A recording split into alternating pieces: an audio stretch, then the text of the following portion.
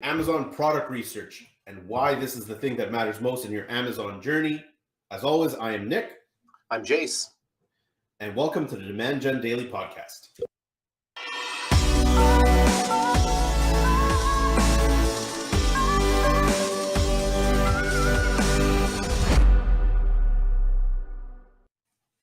Please remember to like, comment, subscribe, ask us questions. We answer them. Today, Amazon product research. Why this is the thing that matters most. Jace, please walk us through this. Yeah, hard to overstate how important product selection is and product research is. You want to launch a product that's going to succeed. And what I found was the biggest eye-opener is that generally people who are new at this or in the earlier stages, they become emotionally attached to a product idea. They've romanticized a certain idea of a product and they're very attached to it. And they know their product's going to see because I have the best product. You'll hear that. My product should see, but my product's better. Okay, you may think it's better, but it's a subjective thing. And frankly, a lot of people in the buying community may not care that yours is better. I tried to convince my mother that she shouldn't spend 3 times the amount on an Apple iPad. She should go for a $400 Samsung, which is going to do everything the iPad does. But no, she's going for the iPad. So product selection. Some obvious things that I know people already know. You want to choose a product that has reasonable demand, rising demand. You've checked on Google Trends, you've gone on Helium 10 and Jungle Scout, you've seen the sales velocity within a product category gradually increase over time with relatively fewer competitors. Supply and demand all comes down to supply and demand. Everyone knows that. Here's the problem that most people run into. They go into product categories where they're trying to find that niche within a niche, forgetting that there are whole broad categories that are just far less competitive. You're going to try and sell a new ashwagandha or vitamin D supplement. You are entering the mafia of mafias, okay? If you're trying to sell some sort of electronic device, a USB Type-C adapter or whatever, you are entering the shark of sharks. I cannot tell you how scary it is. We talked about in the previous one about malicious positive reviews, right? People will buy positive reviews on your listing so that Amazon flags it and shuts down your account completely. And oftentimes you have no recourse, none, right? Scary stuff. And that's just the tip of the iceberg. Go for a product category that's just generally less competitive. That's an obvious thing. But here's some of the non-obvious things. You want to do some research within a product category, see all the top 10 product category leaders of a category that you've identified is a good category for you. You've got some expertise or knowledge, you've got some manufacturing sources possibly. But before you actually put money down for prototypes and actual product development, you want to know how many of those top 10 sellers are Chinese based. Not necessarily Chinese, but Chinese based. They're based in China. Why does that matter? Because a Chinese based seller is going to have an inherent price and manufacturing advantage that you just can't compete with in the long term. You can't compete with them primarily on price. They can always go lower and they can do it for a longer period of time than you can.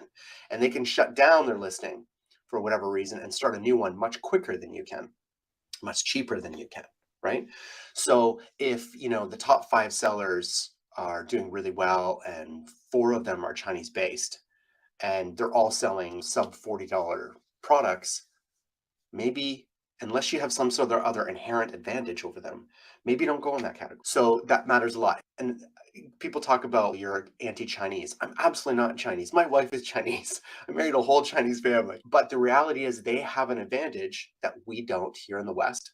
We have advantages that they don't, and we'll talk about that. We have massive advantages and we need to leverage those.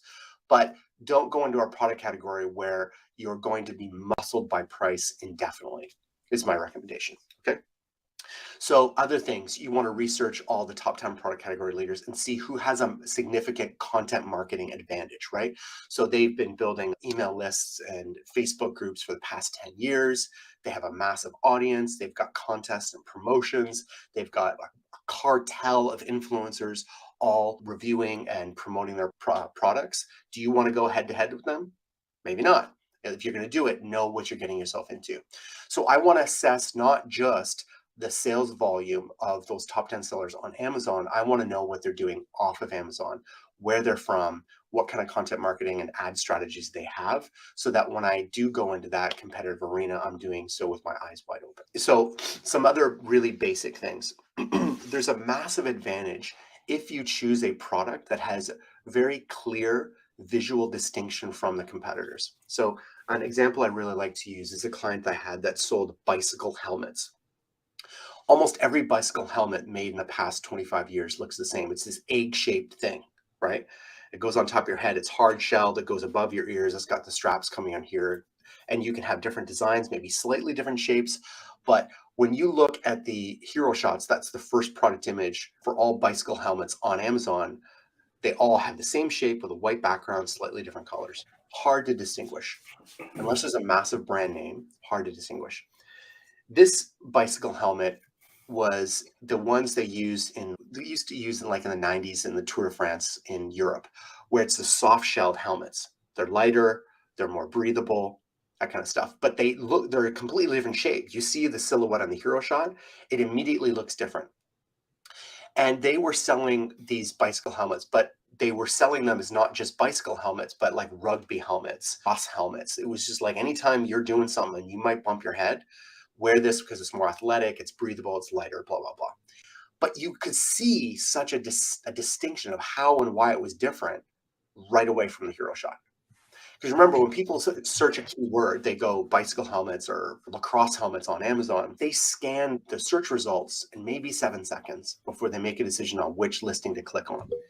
If your hero shot, that's the first product image, has a very clear visual distinction, you have this baked in advantage, right? So here's an example. When people go into supplement categories and they're using a white bottle, I have one here, I have magnesium right now. Right? Everyone has the white bottle, same shape, same color. And when you're buying magnesium, the top 20 all look like the same damn product, right? Why not do a different color? You can have red, you could have blue, you could have purple. Often you can't spend the money to create a different shape, and that's fine, but you could have different colors. Why do you all go for white or off-white? They all do, right? Basic marketing stuff that people just don't do. They think they know, but they don't actually execute very well. Make sure that your product is visually distinctive from your competitors. Yeah, and I guess looking at the competitive landscape that you're trying to compete in, it's like, how distinctive are the products? Can we create an advantage through our brand in this product category? Because some product categories could have very competitive brands in that space as well. Yeah. And here's the thing. The number one takeaway here is that like everybody knows grade 10 business class will teach you the importance of supply and demand and having a unique selling feature. I just think that the vast majority of people that I speak to, when they tell me what is their advantage, no one really cares. Only they care because they're emotionally attached to the product. So I had a client once who was selling bamboo toothbrushes. Okay. Great category, very profitable on Amazon, very alternative, eco-friendly products, very big on Amazon. And his big thing was two things. One, it was a freestanding toothbrush, meaning you could stand it up on your desk and it would stay upright. I don't give a flying hoot standalone. I don't care. But he thought that this was the thing, right? Now, the other thing, his second feature, he really had a good feature.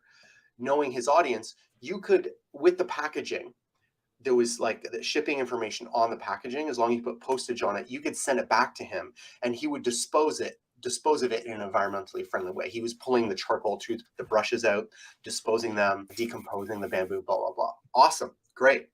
The problem was the listing never really conveyed that distinction in an effective way because it's a great feature, but God, I got to keep people on the listing quite a while to explain to them what that is, how it works, how it benefits, blah, blah, blah. Most people do not care about what you think they care about. And I know people laugh about the freestanding toothbrush. That's why I like to use that example. But I would say 85% of people, I was just on a sales call. I told you about it this week with a client who was explaining to me that they understood their audience and they understood what they care about.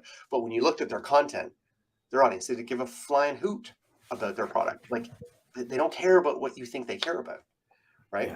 Yeah. That's the biggest thing when it comes to product research for sure. Absolutely. Okay. If you haven't watched the rest of our series on Amazon, please go back and watch some of it. We have some upcoming episodes around Amazon. Next show, product launches. How to give yourself the best chance of success on Amazon. Until next time.